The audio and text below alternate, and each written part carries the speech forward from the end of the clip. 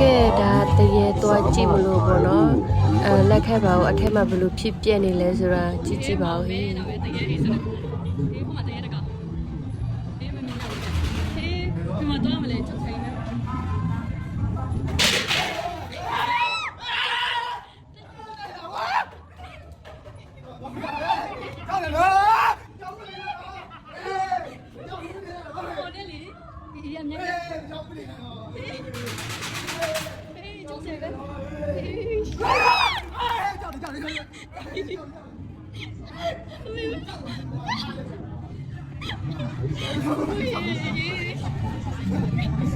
တရေကြောက်တက်ရတော့အဲ့လိုမျိုးနေရာတွေမသွားနဲ့နော်တရေအိတ်တော့ဘာလို့မဝင်နဲ့သူကတော်တော်ကြောက်ဖို့ကောင်းအောင်လုပ်ထားတယ်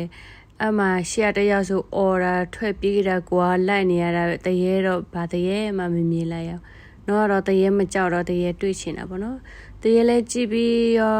ဘာဆဆာ20တပွဲ20တာကိုတမင်လာစားပြီးတော့အိတ်ပြတ်ခဲ့ပါတယ်ရှင်